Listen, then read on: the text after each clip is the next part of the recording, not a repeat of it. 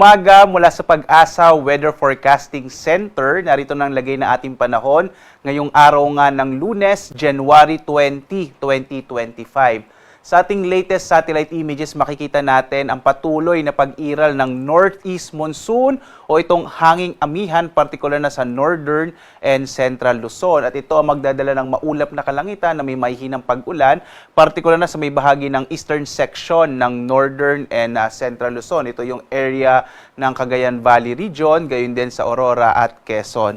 Samantala, makikita natin yung mga kaulapan na ito. Ito po ay mula epekto ng easterlies o yung hangin nagmumula sa karagatang Pasipiko. Ito nagdadala ng mga kaulapan na magdadala ng malaking tsansa ng mga pag-ulan at maulap na kalangitan, partikular na sa silangang bahagi ng Mindanao, yung area ng Caraga at Davao Region. Samantala, sa nalabing bahagi ng ating bansa, dito sa Luzon, mga isolated light rains pa rin ang mararanasan sa Metro Manila at nalalabing bahagi ng Luzon. Samantala, sa Visayas naman at sa nalalabing bahagi rin ng Mindanao ay asahan ng mga isolated rain showers and thunderstorms. Maglalabas naman tayo ng mga thunderstorm advisories mula sa iba't ibang mga Regional Services Division Office ng Pag-asa kung may mamataan tayong mga kaulapan na maaaring magdala ng mga pag-ulan. Samantala, hanggang sa pagtatapos ng linggo ito, medyo malit yung chance magkaroon tayo ng bagyo. Wala tayong namomonitor na anumang low pressure area sa loob at labas ng Philippine Area of Responsibility sa kasalukuyan. Inaasahan naman natin na bukas, posibleng magkaroon din ng maulap na kalangitan yung bahagi naman ng Eastern Visayas dulot nitong easterlies. Dito nga sa Luzon, makikita natin ang malaking tsansa ng maulap na kalangitan na may mahihinang pag-ulan dulot ng amihan, partikular na sa Cagayan Valley Region at gayon din sa may area ng Aurora at Quezon. Basically, sa may silangang bahagi ito ng Luzon, epekto ng amihan. Sa nalabing bahagi naman ng Luzon, inaasahan natin yung mga isolated light rains na dulot din ng amihan. But generally, fair weather po tayo sa malaking bahagi ng Luzon except sa mga usual natin na mga light rains. Kadalasan nangyayari yan sa hapon hanggang sa gabi. Yung agwat ng temperatura sa Lawag, 22 to 31 degrees Celsius.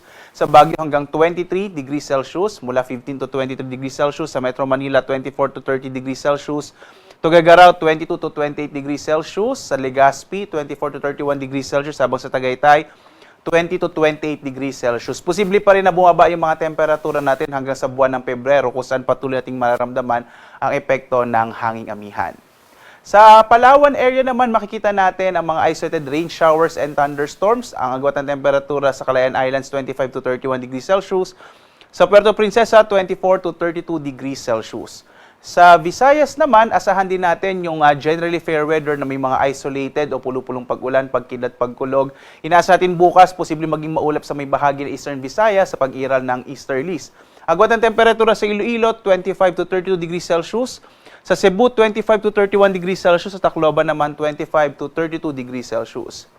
At dulot nga ng amihan, magiging maulap ang kalangitan at malaking tsansa ng mga pag-ulan sa area ng Caraga, partikular na sa Dinagat Islands, Surigao del Norte at Surigao del Sur, at gayon din sa may Davao Region, partikular na sa Davao Oriental. Asahan natin yung mga pag-ulan at maaaring magdulot ito ng mga flash floods and landslides, kaya iba yung pag-iingat po sa mga kababayan natin sa may eastern section ng Mindanao. Sa nalalabing bahagi ng Mindanao naman, mga isolated rain showers o mga pulupulong pag-ulan, pagkilat pagkulog naman yung mararanasan. Agwat ang temperatura sa Zamboanga City, 24 to 34 degrees Celsius. Sa Cagayan de Oro, 24 to 31 degrees Celsius. Habang sa Davao, 25 to 33 degrees Celsius.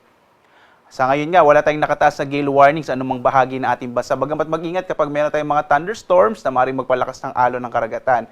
Inaasahan din natin sa mga susunod na araw ay posibleng lumakas ng amihan at posible po na magtaas tayo ulit ng maglabas tayo ng gale warning sa mga susunod na araw, partikular na sa hilagang bahagi ng Luzon. Ang araw naman natin sisikat mamayang 6:25 na umaga, lulubog, ganap na 5:49 ng gabi.